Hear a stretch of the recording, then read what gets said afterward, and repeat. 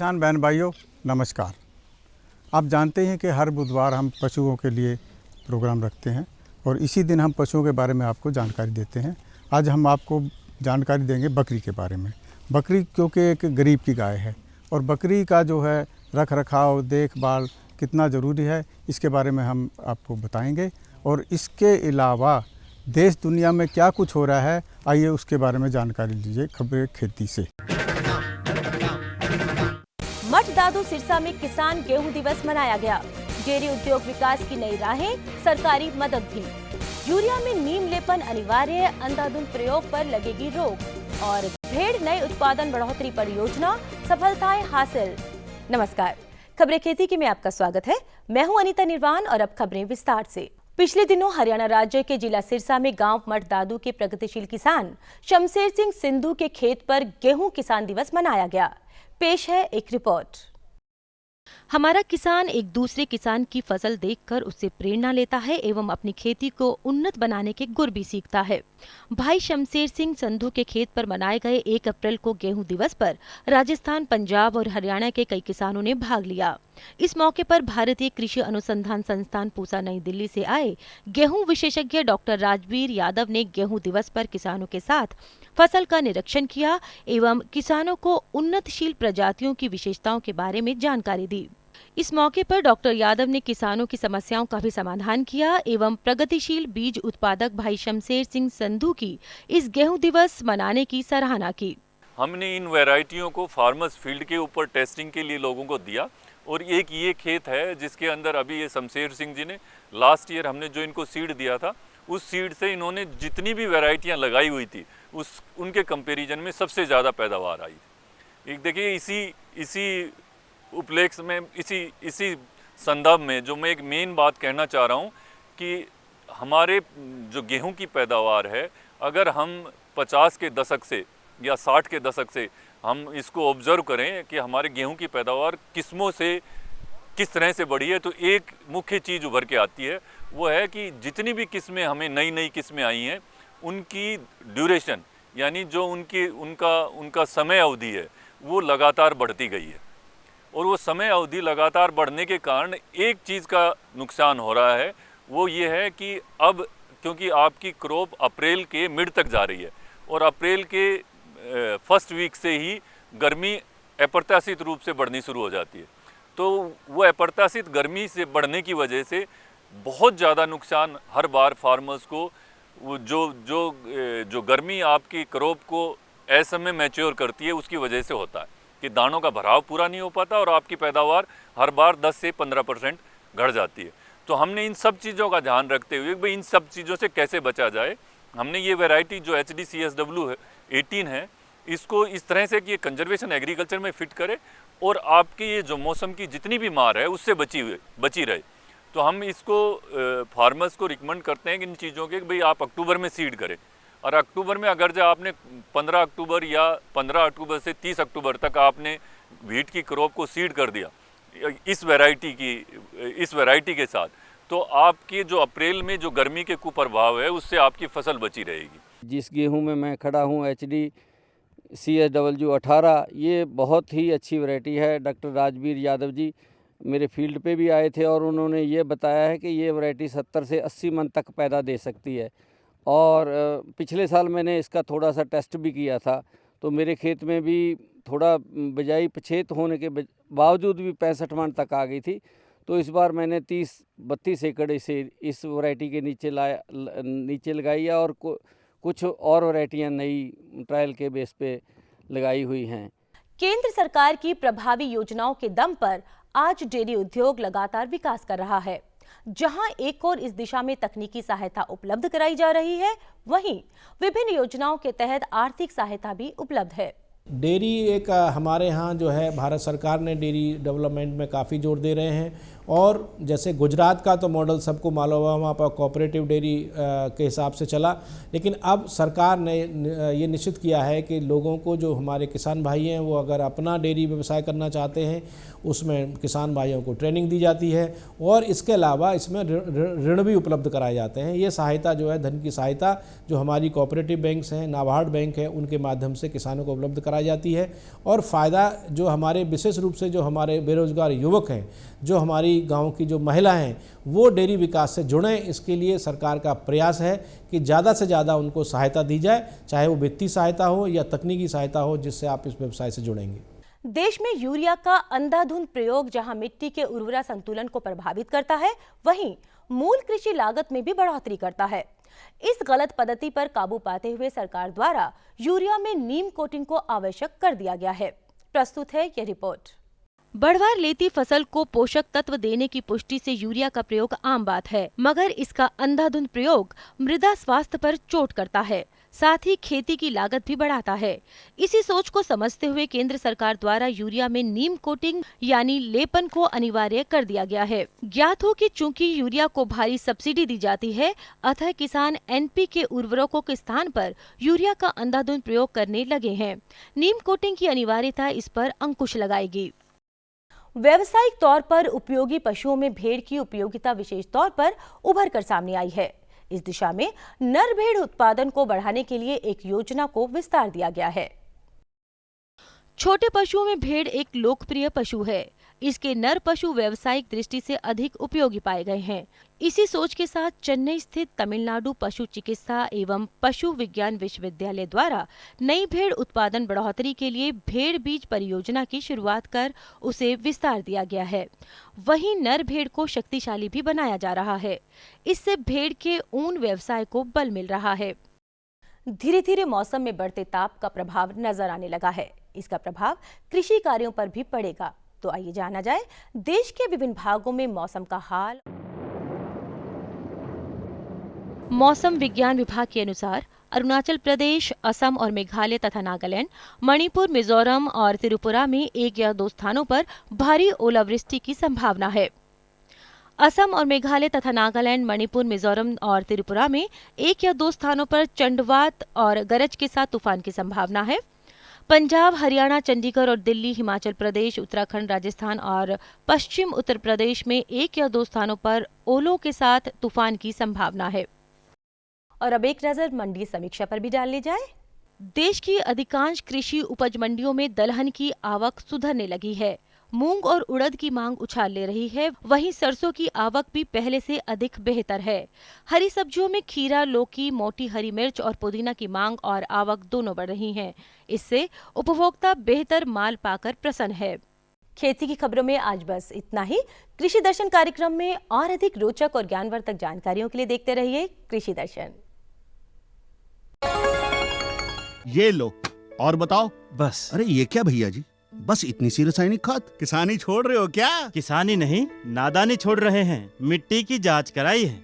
अब तो लालाजी जितनी जरूरत है उतने ही उर्वरक खेत में डालेंगे। हाँ किसान भाई आज ही अपने जिले की नजदीकी भूमि परीक्षण प्रयोगशाला में मिट्टी की जांच जरूर करवाएं और मिट्टी में पोषक तत्व, नमी व पौधे के विकास को देखते हुए केवल जरूरत के अनुसार ही पोषक तत्व डालें। और हाँ, मिट्टी में गंधक, जस्ता, बोरोन जैसे सूक्ष्म पोषक तत्वों का पता लगाना भी न भूलें। उर्वरक और जैविक खाद के सही उपयोग से भूमि का उपजाऊपन बनाए रखें, उत्पादकता बढ़ाएं, खर्चा घटाएं और बहुमूल्य विदेशी मुद्रा बचाने में भी सहयोग दें। और हाँ, धीमी गति से नाइट्रोजन उपलब्ध कराने वाले उर्वरकों जैसे नीम लेपित यूरिया को प्राथमिकता दें और यूरिया का पत्तों पर छिड़काव करें। अरे वाह, तू तो सचमुच समझदार हो गया रे। अधिक जानकारी के लिए संपर्क करें जिला कृषि अधिकारी या किसान कॉल सेंटर। किसान भाइयों, हमारा जो पशुपालक है, गाय पालता है, भैंस पालता है, भेड़ पालता है, बकरी पालता है, और ख़ास तौर पर आज हम आपको जानकारी देंगे बकरी के बारे में, क्योंकि बकरी में बहुत गुण है। बकरी का दूध बहुत गुणकारी है, बकरी की मींगन बहुत खाद में काम आती है, बकरी का मीट काम आता है, और बकरी का यूँ समझो कि खुर से लेकर चोटी तक हर हिस्सा काम में आता है। लेकिन हम आपको आज जानकारी देंगे बकरी के बारे में। हम बकरी केंद्र अनुसंधान संस्था मखदूम में आए हुए हैं।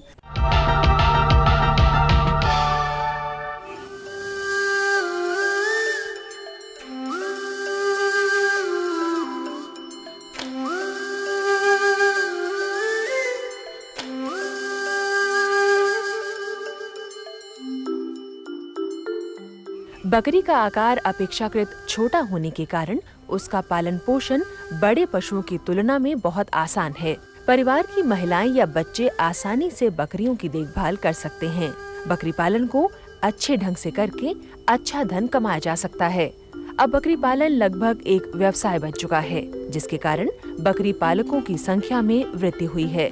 बकरी पालकों को जब भी पैसे की जरूरत होती है, वे बाजार में बकरी या उनके बच्चों को बेचकर अच्छा पैसा प्राप्त कर सकते हैं। बकरी पालन अपने कदम उज्जवल भविष्य की ओर तेजी से बढ़ा रहा है। मथुरा स्थित केंद्रीय बकरी अनुसंधान संस्थान समय समय पर बकरी पालकों के लिए राष्ट्रीय परीक्षण कार्यक्रम चलाता रहता है। किसान भाइयों, आप जब भी उन्नत बकरी पालन तरीके से बकरी पालन करना चाहते हैं, विज्ञान तरीके से करना चाहते हैं, तो सबसे पहले आपको बकरी प्रजाति के बारे में सोचना होगा। जो बकरी प्रजाति आपके यहाँ उपलब्ध है उसी को आप पालें। इसके साथ साथ आप है जो बकरी के रहन सहन आवास पर विशेष ध्यान रखें। बकरी का जब आप हाउस बनाएं, घर बनाएं, तो उसकी दिशा का जरूर ध्यान रखें। उसके पूरब पश्चिम दिशा रखी जाए और खुला हुआ ही रखें और है कवर एरिया भी रखें। जैसे 60 बाई 60 वर्ग आपको फीट का घर बनाना है बकरी के लिए, तो 20 बाई 60 का कवर एरिया रखनी है और 20 बाई 40 का खुली एरिया रखनी है। जो खुली एरिया आप रखें उसको कच्चा रखें और इसके साथ साथ जो मिट्टी उसकी है वो 6 महीने के अंदर बदलते रहें, जिससे बकरी को बीमारी ना हो। और नई मिट्टी उसमें डाल दें और पुरानी मिट्टी खेत में डाल दें, जिससे खेत में खाद लग सके। इसके साथ साथ जो आप बकरी दूध देती है और बकरी मांस है, उससे आप उत्पाद भी बना सकते हैं और इन बकरी मांस के उत्पाद और इसके दूध के उत्पाद बना के आप बाज़ार में बेच सकते हैं और अपने घर पर भी उपयोग में ला सकते हैं। संस्थान में आए हुए कुछ बकरी पालकों से हमारे संवाददाता ने जाना कि उन्होंने यहाँ आकर क्या क्या सीखा। भाई जी, आपका शुभ नाम? महिपाल सिंह। आपने यहाँ पर क्या सीखा, क्या ट्रेनिंग ली? जी, बकरियों के बारे में जितना भी बताया गया हमको कि आज तक हम उस पद्धति से पालते रहे अपने यहाँ। अब वैज्ञानिक तरीका से जो उन्होंने बताया हो सब बात, उससे हम आगे अब चल के उस तरह पालेंगे, उन्हें फ़ायदा उठाएंगे उसका। ठीक है। हाँ, और हमारी समझ में बढ़िया आया है। यहाँ जो समझाया गया अच्छी तरह समझाया गया हम लोगों को और हमारी पूरी समझ में आया वो। महिपाल सिंह जी, आपने ट्रेनिंग में क्या सीखा? हमने यहाँ सर जब से आए तब से शुरुआत में हमने जो कुछ भी यहाँ देखा बकरी के बारे में, बकरी पालन के बारे में, दवा के बारे में इन्होंने हमको ज्ञान बताया कि ऐसे इनका टीकाकरण करना चाहिए, ऐसे इनको इतने टाइम पे इंजेक्शन देना चाहिए या पेट के कीड़े की दवा देनी चाहिए। और खान पान के बारे में हमको बताया है, मतलब रख रखाव के बारे में, खान पान के बारे में कि आपको इतने मतलब बकरी चर के आएगी फिर भी आपको कोई मतलब उसके लिए यहाँ आके डाइट देनी है। तो आप जो अब जाओगे गांव में, तो गांव के हम गाँव जाएंगे तो हम गांव में लोगों को बताएंगे। जब हम उसको कार्य करेंगे तो हमारे द्वारा जो लोग देखेंगे तो हमको बताएंगे, पूछेंगे तो हम बताएंगे। हम आपके मतलब इसके बकरी अनुसंधान मखदूमपुर फरह जनपद मथुरा में गए थे, वहाँ हमने ट्रेनिंग ली थी। उसमें हमको इन लोगों ने इतना कार्यक्रम बताया। भाई जी, आप कहाँ से आए हो? हम जिला हादसा से आए हैं सर। आपका शुभ नाम? भगवान सिंह। आपने बकरी अनुसंधान केंद्र में आए हो, आपने यहाँ पर क्या समझा, क्या जाना? यहाँ प्रशिक्षण में जो है बदलते पर जो है परिवेश में जो है चीज़ें बकरी पालन, प्रजनन, उनके रख रखाव, उनके रहन सहन, बीमारियों के बारे में, गर्भाधान के बारे में जो है सारी चीज़ें जो है बताई गई हैं। हम लोगों को जो बहुत अच्छे तरीके से जो है ज्ञान भी हुआ है और इसके अनुसार से जो हम लोग जो बकरी पालन का भी जो है कार्यक्रम करेंगे। तो ये ज्ञान हुआ, आप ज्ञान को बांटोगे? बांटेंगे और लोगों को बताएंगे। हमारे जो अड़ोस पड़ोस के लोग हैं उनसे भी जो है बातें जो है सिखाएंगे, कहेंगे कि ऐसे ऐसे जो है काम आप करिए, ताकि जो है इन बकरियों के इससे जो है आप लोगों को लाभ जो है काफ़ी मिलेगा। कोई ट्रेनिंग लेना चाहे तो उसको हम उसको और उनको भी जो प्रशिक्षण के लिए जो है उनको उत्साहित करेंगे कि आकर के जो अपना जो है यहाँ ट्रेनिंग दें लोग। राम प्रकाश जी, आपके पास कितनी बकरियाँ हैं? मेरे पास 10 बकरियाँ हैं। तो जो बकरी आपके पास हैं यहाँ आपने देखी तो कितना फ़र्क लगा आपको? यहाँ तो बहुत काफ़ी अच्छी तरह से सफाई है और गांव में तो खैर इतनी सफाई नहीं हो पाती है, क्योंकि सब ऐसे ही है कि कम जगह है, खान पीने के लिए भी कम है। उस तरीक़ा से उसका आंदोलन किया जाएगा। जैसे आपने 10 बकरी पाल रखी हैं, आप ज़्यादा बकरी पालना चाहेंगे जा करके? हाँ जी, हम ये चाहते हैं कि आगे के लिए बढ़े। और कौन सी नस्ल की बकरी पालें, इसके बारे में बताएं। इसके जो जमुना पार है उस बकरी का ज़्यादा अक्सर करके हमारी तरफ रहती हैं। अच्छा जी, तो आपको कैसा लगा? बहुत अच्छा लगा। भाई जी, आपका शुभ नाम? जी, विनीत कुमार। विनीत कुमार जी, आपके पास बकरी है? जी। तो आप यहाँ पर क्या सीखा, क्या देखा आपने कि भाई यहाँ पर? जी, इन्होंने जो हमें थ्योरी बताई है, सबसे रिस्पांस है कि थ्योरी बहुत अच्छी लगी इन्होंने। इन्होंने रिस्पांस दिया कि बकरी कैसे पाली जाती है, किस तरीक़ा से इसका रहन सहन करना है, इसे कन्वाइज कैसे करना है, कैसे नहीं करना, इसका चारा है और जो फर्श है, इसका जो मिट्टी है, जो गंदगी है, ये सफाई रखनी है इसके कारण, क्योंकि कीटाणु बहुत सारे होते हैं। साइट के बारे में ये है कि जो हमारे भी व्यक्ति हैं जो और पूछ सकते हैं, हमें जानकारी लेना चाहते हैं, हम उनको अवश्य जानकारी देंगे इसके बारे में। तो आप मखदूम में आई हैं यहाँ पर आपने क्या सीखा है? हमने यहाँ पे सीखा कि बकरी पालने से बहुत बचत होती है और इनके दूध से भी काफ़ी बीमारियाँ मिट जाती हैं। जैसे आपको टीबी वगैरह हो जाती है तो इनके जैसे ये रहती हैं, आप वहाँ पे जाके अगर सो जाएँ या कुछ बैठ जाएँ तो वहाँ से बीमारियाँ ख़त्म हो जाती हैं। तो ये कितने दिन की ट्रेनिंग ली आपने यहाँ पे? जी, 5 दिन की। 5 दिन की। 5 दिन में आपने ये सीखा। इसके अलावा और जैसे बकरी बीमार हो जाती है उसको कैसे ठीक करें, इसके बारे में कुछ? इसके बारे में भी बताया था डॉक्टर साहब ने कि जैसे कि कोई बीमारी हो जाती है तो टाइम पे दवा देना और काफ़ी इलाज भी होता है यहाँ। और कौन सी नस्ल की बकरी पालें दूध के लिए, मीट के लिए, इसके बारे में कुछ जानकारी दी? जी। अच्छा, और आपने क्या सीखा इसके अलावा? शेड बनाना, पानी का देना, पानी स्वस्थ देना, इसके बारे में कुछ? जी, पानी अगर पिलाना है स्वच्छ पानी, उनमें चूना डालते हैं एक तरह का, जिससे कि स्वच्छ पानी पिए तो बकरी बीमार नहीं होगी। अच्छा, बकरी जब बाहर घूम के आती है, घर पे आती है तो आने के बाद क्या करें? बाहर से घूम के आती है तो उसे अगर चारा नहीं खाया तो चारा खिलाएं और ठीक से उसका पालन पोषण करें। डॉक्टर बृजमोहन जी, आप यहाँ पर अपनी संस्था में जो किसानों को ट्रेनिंग देते हैं वो साल में कितनी दफ़ा ट्रेनिंग देते हैं और किस तरह से क्या सिस्टम है आपका? ये संस्थान हमारी 2 तरह की ट्रेनिंग आयोजित करती है। एक राष्ट्रीय प्रशिक्षण जो साल में 4 बार आयोजित किए जाते हैं, 3 महीने के में 1 बार होता है, और दूसरी ट्रेनिंग प्रायोजित ट्रेनिंग है जो सरकारी गैर सरकारी संस्थाओं के रिक्वेस्ट पर आयोजित करते हैं। जो हमारी ये राष्ट्रीय प्रशिक्षण होता है, इसके जब हमारी डेट डिसाइड हो जाती है तो हम अपने उस पर वेबसाइट पर इसको पोस्ट कर देते हैं, और हमारा वेबसाइट है www.cirg.rc.in। इसके अलावा जो किसान भाई रुचि रखते हैं प्रशिक्षण लेने में वो हमारे हेल्पलाइन पर भी संपर्क कर सकते हैं।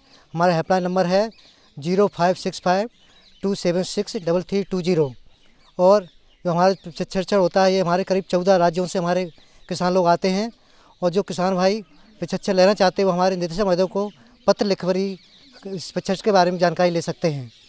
इसके साथ साथ इस प्रशिक्षण में हम लोग अपने बकरी पालकों को आवास के बारे में और उपकरण, सामान रखरखाव, बकरी प्रजाति, इसके अलावा पोषण, बच्चों को क्या खिलाना है, वयस्क बकरी को क्या खिलाना है, जो बकरे गाभिन हैं के लिए रखे जाते हैं बकरियों को उनको क्या खिलाना है, इसके बारे में पूरी जानकारी दी जाती है। इसके अलावा बकरी स्वास्थ्य के बारे में कौन सा टीका कब लगना चाहिए जिससे बकरी को बीमारी ना हो, जैसे PPR है, ET है, HS है, गोट पॉक्स है, इन पर पूरी विस्तृत जानकारी दी जाती है। इसके अलावा है उनको मार्केटिंग के बारे में बताया जाता है, किस बकरी को है किस उम्र पर बेचना चाहिए और कब बेचना चाहिए। होली, दिवाली, ईद बकरी पर अगर बेचते हैं तो इससे अच्छा लाभ मिलता है। इसके साथ बकरी की उम्र बेचने के लिए कम से कम 6 साल के ऊपर होना चाहिए, जिससे उसका है बॉडी वेट बढ़ जाता है और है बाजार में पैसा अच्छा मिलता है। इसके साथ साथ हम ये भी बताते हैं कि जो बाज़ारों में दलाल होते हैं उनसे भी बच कर रहें, जिससे बकरी पालन में अधिक से जानकारी मिल सके। डॉक्टर साहब, जो किसान आते हैं यहाँ पर, इनके लिए कितने दिन की ट्रेनिंग है और क्या व्यवस्था है खाने की, क्या व्यवस्था है इनके रहने की और क्या व्यवस्था है इनको सिखाने की? राष्ट्रीय प्रशिक्षण जो हम साल में 4 बार करवाते हैं, इसकी रजिस्ट्रेशन फ़ी 3000 रुपये है। इसके अलावा यहाँ रहने और खाने का, किसान घर में रहने का और अतिथि गृह में खाने लगभग 200 रुपये पर डे आता है। और इसमें है ये 10 दिन का प्रशिक्षण होता है जो राष्ट्रीय प्रशिक्षण होता है।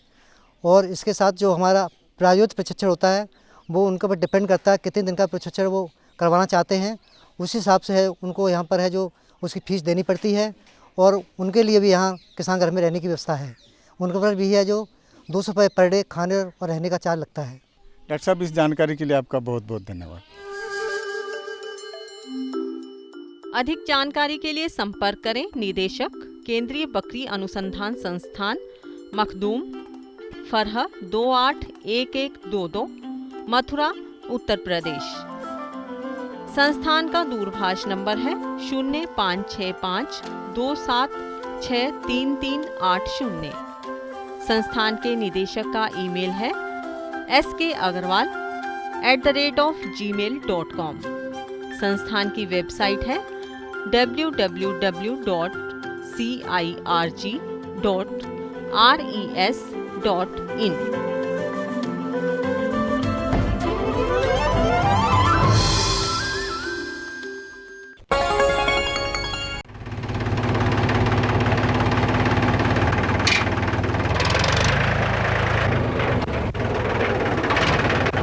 अरे हरकू वाह, बीज, कीटनाशक और आज खाद भी। अरे इतना खर्चा कहाँ से? अरे खर्च की चिंता किसे है, मेरे पास है ये किसान क्रेडिट कार्ड। कार्ड?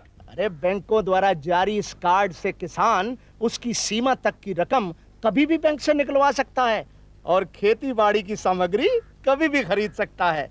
कर्ज के झंझट से भी छुटकारा और तो और बिजली के बिलों का भुगतान, डीजल इससे खरीदना और आसान हो गया है। तो हर को भैया एक कार्ड मेरे लिए भी। किसान क्रेडिट कार्ड के लिए नजदीकी बैंक से संपर्क करें और पाएं ढेर सारे लाभ। खुशबू की फुहार में, स्वाद की बहार में, तरक्की की तानों में, खिलती मुस्कानों में, हरे भरे पौधों में, बड़े बड़े सौदों में, मधुर भिनभिनाहट में, खुशियों की आहट में। NHM बागवानी मिशन, हमारी चाहत, आपकी मुस्कुराहट।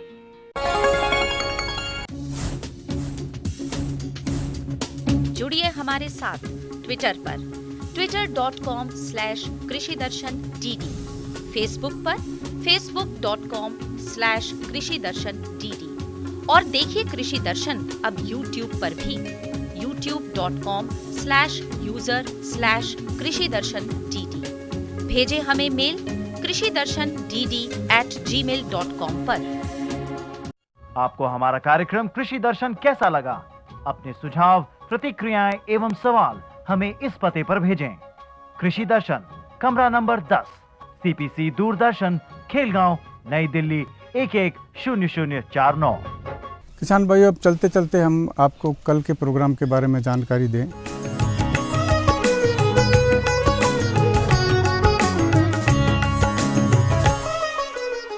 तो अब हमारा कृषि दर्शन का समय समाप्त होता है। किसान बहन भाइयों, नमस्कार।